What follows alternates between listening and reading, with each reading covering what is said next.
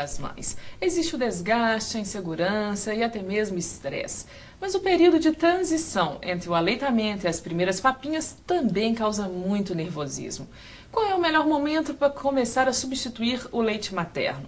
Sal e açúcar fazem mal para o bebê? Qual a quantidade ideal de alimento que o bebê deve ingerir? Quem ajuda a responder todas essas questões é a nutricionista Ermelinda Lara. Ermelinda, muito obrigada mais uma vez pela sua presença. Obrigada. Vamos começar respondendo essa daí. Essas perguntas. Quando que a mãe deve parar de amamentar e começar a dar papinha, tirar o leite da criança?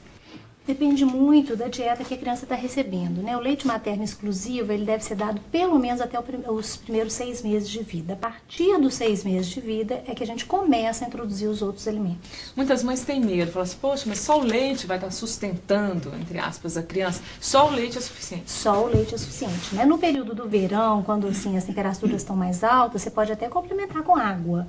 Mas chazinho, suquinho de fruta, papinha de fruta é totalmente desnecessário antes dos 6 meses de idade. Sal e açúcar. Recentemente eu li uma história que um bebezinho morreu nos Estados Unidos porque os pais davam a comida que eles comiam com sal amassadinha para o bebê. E não sabiam que não podia dar sal para o bebê recém-nascido. E o excesso do sal levou à morte.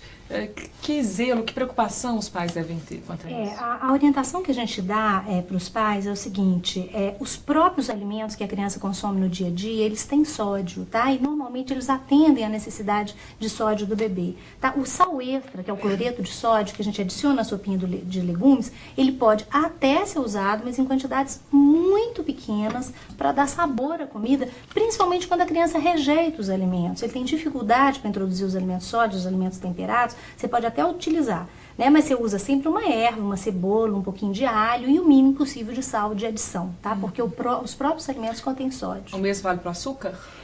O açúcar é o seguinte, como eu estava te dizendo agora há pouco, a gente tem muita dificuldade, às vezes, em detectar o que está acontecendo com uma criança que não quer desenvolver. Às vezes uma criança tem dificuldade para ganhar peso, tem dificuldade para crescer, e a gente começa a investigar. Às vezes, o excesso de cautela dos pais com relação ao açúcar pode fazer com que a criança não tenha um desenvolvimento satisfatório, tá certo? Então, o açúcar, ele pode e deve ser usado quando a criança não tiver um desenvolvimento satisfatório. Se ele tiver dificuldade para crescer, para ganhar peso, o açúcar é um artifício para você aumentar o valor calórico da dieta dos bebês. Mas em excesso faz mal. Sempre com cautela, sempre com cautela, pelo mesmo motivo. As frutas, os suquinhos, já têm o açúcar natural, não há necessidade de suplementar. Quando a mãe retira o leite, ela não retira bruscamente, vai introduzindo, diminuindo o leite, aumentando papinhas. Como é que deve ser feita essa transição? O primeiro alimento que a gente introduz nessa transição do desmame é os sucos de frutas. Normalmente os sucos de frutas da época, né? As frutas menos ácidas, a laranja serra d'água, né? Um suquinho uma limonada, né? Você pode ir introduzindo. Primeiro o suco, se a criança tolera bem, fruta por fruta. Se a criança tolera bem, não manifesta nenhuma alergia, nenhuma intolerância, você introduz a frutinha amassadinha, a bananinha amassadinha, a maçã raspadinha e vai cautelosamente testando outras frutas. De preferência as frutas frescas, frutas da safra e frutas com casca dura, onde eu tenho menor quantidade de pesticidas e agrotóxicos. Depois dos legumes. E depois, no segundo momento, eu entraria com a sopinha de legumes. Né? Como é que a mãe vai saber a quantidade? Quando você vai começar a dar suquinho, papinha, sopinha, como ela vai saber que aquela quantidade, na hora que a criança rejeita, acabou, não precisa dar mais? Ou a mãe deve insistir? Não deve insistir? Não insistir nunca, né? É claro que a criança, normalmente, ela aceita uma quantidade satisfatória para o desenvolvimento dela, né? Isso é um mecanismo que todos nós, né, animais, temos, né? Nós temos um mecanismo que define a quantidade de alimentos que seria suficiente para o nosso desenvolvimento. Só que essa quantidade, na grande maioria das vezes, ela é deturpada, né, pelos excessos de cautela, excessos de zelo, né, dos pais. Então, se a criança tem um bom desenvolvimento, se ela está mantendo o percentil 50 para peso, percentil 50 para estatura, significa que ela anda comendo uma quantidade satisfatória de alimentos. Forçar nunca, porque forçar a alimentação significa improvável aversão a determinado alimento ou desenvolvimento de obesidade infantil, que é um problema muito sério. Esse problema realmente é sério, que a gente vê que criança hoje já tem colesterol alto, come fast food, come E às vezes começa desde bebezinho, que a criança começa a ficar gordinha, gordinha, gordinha, todo mundo acha que lindinho. Quando vai ver, a criança já tá gorda e não emagrece nunca mais. Quando a criança estiver gordinha demais, os pais também devem cortar um pouco da alimentação? Não, eu acho que o papel dos pais não é cortar, eu acho que é selecionar a alimentação que a família está comendo, né? A falta de tempo hoje em dia tem sido um problema muito grave, porque é o seguinte, a mãe não tem tempo, trabalha fora o dia todo, a alimentação da criança fica muito a critério da cozinheira, ou da babá, ou da empregada, entendeu? Então, quer dizer, existe sim uma falta de critério com relação ao planejamento das refeições da família, tá? A gente tem que sentar, fazer um cardápio, orientar com relação a que tipo de alimento colocar dentro de casa, tá? Como preparar esses alimentos. Agora, a quantidade tem que deixar a critério da criança, não pode forçar a comer demais e nem ficar limitando alguns alimentos. Se a criança comeu meio pão, ela tá com fome, né?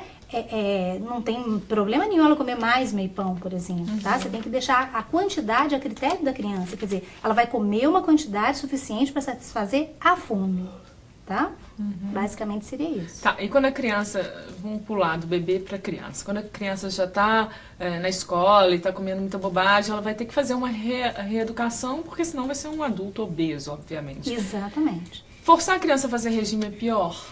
Na realidade, nós nutricionistas, a maioria dos nutricionistas não trabalham com regime, né? A gente trabalha com educação nutricional, tá? Uma dieta especial? Não. A gente trabalha avaliando o que a criança anda comendo e em cima disso dando sugestões com relação à compra, à seleção dos alimentos e com relação à forma de preparo. Tá certo? Não existe dieta para criança, né? A gente faz uma orientação para que eles tenham um bom desenvolvimento. Não há necessidade da criança emagrecer. Você pode frear o ganho de peso, fazer com que a estatura o peso fique mais proporcional à estatura, mas regime, emagrecimento, não. A não ser em casos de obesidade grave, onde eu já tenho alguma dislipidemia, eu tenho hipertensão arterial, tem alguns dos nossos pacientes que apresentam esse quadro, tá? Aí sim, você pode fazer com que a criança perca alguns quilinhos, mas assim, nada exagerado, porque uma dieta radical, né, dependendo da faixa etária, pode comprometer o crescimento da criança, isso é muito grave. E o importante é saber comer as coisas certas. Exatamente. Emelina, para a gente encerrar, no caso do bebê, os alimentos industrializados também devem ser evitados totalmente? Sopinha que já vem pronta, iogurte, essas coisas que já vêm prontas, porque hoje, como você disse, a falta de tempo é enorme e as mães acabam dando alimento industrializado, isso faz mal. Eu pessoalmente não aconselho as mães a adotar produtos industrializados antes de 1 ano de idade, né? Porque durante o crescimento, nos primeiros 6 meses de vida principalmente, todos os órgãos e os sistemas ainda estão em evolução. Então a criança tem que estar madura, fisiologicamente falando, para tolerar a quantidade de produtos químicos que esses produtos vinculam, né? Então eu acho assim que eventualmente você pode até utilizar pela praticidade que eles oferecem, mas sempre que possível evitar. Sabe? Principalmente sem critério, né? Vou dar, na parte da tarde vou dar um iogurte. Poxa, se tem um leite fresco, leite natural fervido, você pode bater com uma fruta, né? Não, quer dizer, fazer uma vitamina de fruta é muito mais saudável do que partir para um produto industrializado. Só o tempo que falta, às vezes.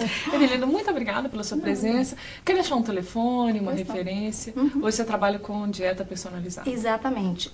O telefone da clínica é Ermelinda Lara e Companhia, Personal Diets, 222-2806. Repete, para quem quiser anotar. 222-2806. Muito obrigada.